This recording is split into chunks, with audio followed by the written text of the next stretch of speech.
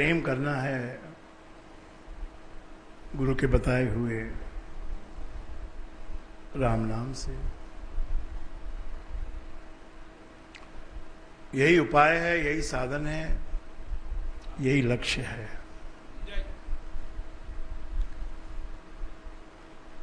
भ्रम का विस्तार चारों तरफ फैला हुआ है। हरेक मन में और हरेक मस्तिष्क में भ्रम का प्रभाव है। किसी को क्या भ्रम है, किसी को क्या भ्रम है। करोड़ तो एक गिनती है, तो आप गिनने लगो तो शाम तक आप करोड़ के फिगर पे पहुंच सकते हो, बिना कमाए ही आप पहुंच सकते हो। बैठ के गिनते रहो कि ये मेरे पास नोट हैं और ये मैं गिन रहा हूं। 1 करोड़ गिन लो, 2 करोड़ गिन लो, 4 करोड़ गिन लो, जितना मन में है उतना गिन लो। मोह नींद से जागना है मेरे भाई। मोह में सब पड़े हुए हैं। मोह बड़ा छुपा हुआ एक विकार है। लालच सब समझते हैं, पर मोह किसी की समझ में नहीं आता है। मोह इतना रम गया है हमारे जीवन की शैली में कि उसका हमको कोई सेपरेट, उसका कोई पहचान ही नहीं है हमको कि हम मोहित हैं। और इसी मोह निंद्रा में ही सब सोए पड़े हैं।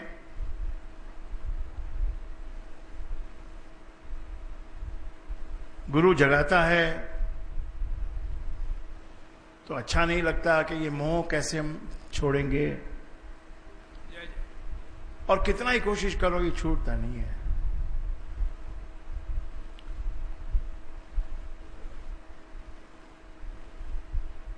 संतों की बात को अगर हम सुने तो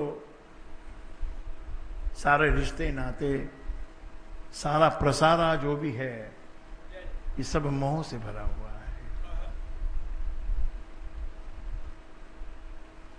रुपया नहीं होता तो भी आदमी दुखी है, थोड़ा होता है तो भी दुखी है, और ज्यादा हो जाए, ज्यादा नहीं है तो भी दुखी है, और ज्यादा हो जाए तो भी दुखी है।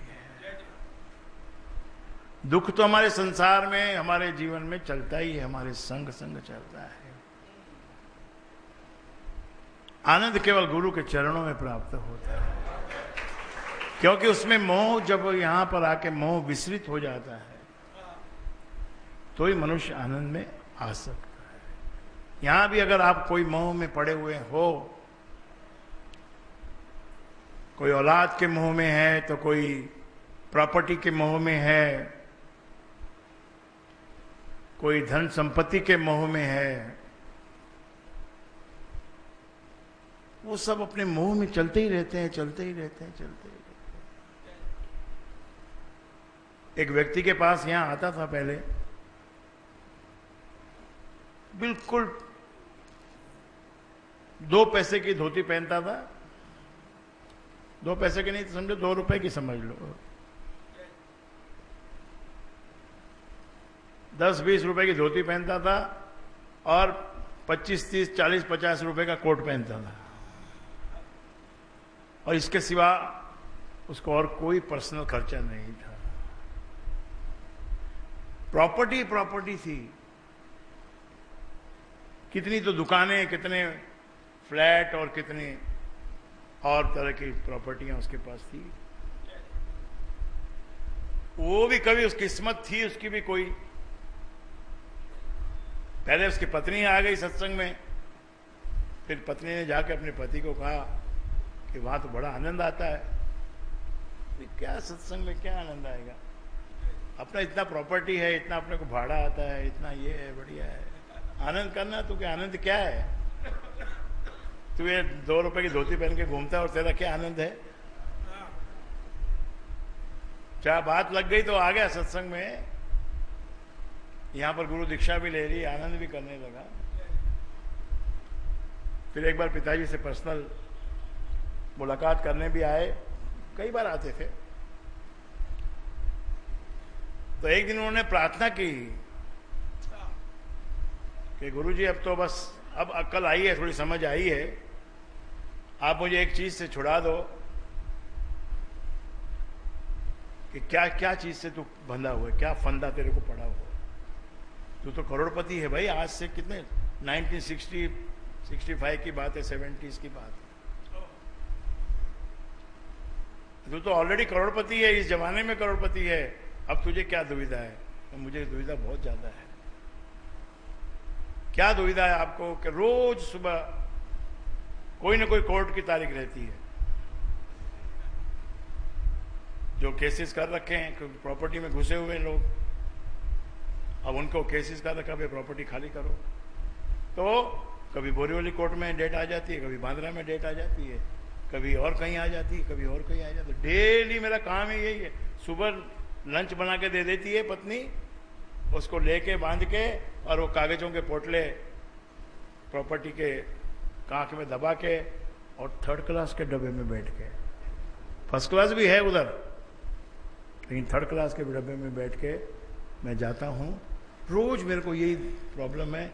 अब मुझे समझ में आया कि ये तो कितनी बड़ी मेरे लिए दुविधा हो गई है।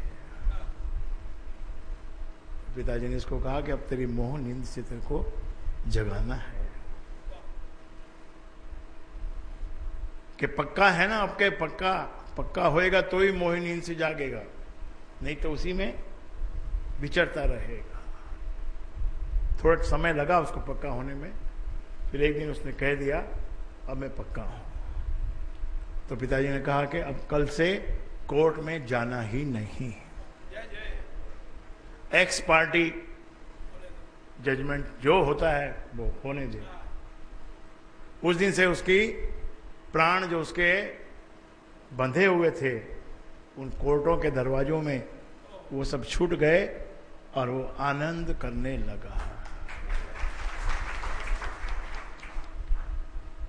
और प्रॉपर्टी भी उसको बहुत सारी मिल गई, क्योंकि अधिकार तो उसका था ही।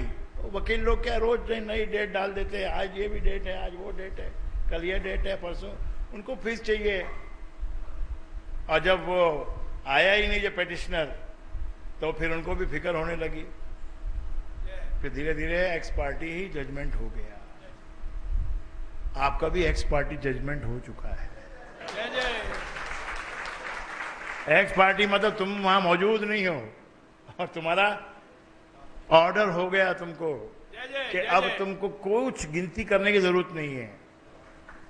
ये बात मेरी आप याद रखिए, गिनती करने की जरूरत नहीं है, आपको जितना चाहिए उतना मिलेगा।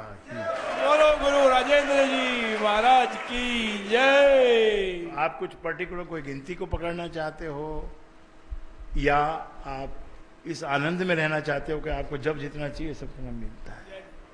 और बहुत इच्छाओं का बड़ा भंडार, इच्छाओं का बड़ा ढेर इकट्ठा करके फिर दुखी होना है मनुष्य को।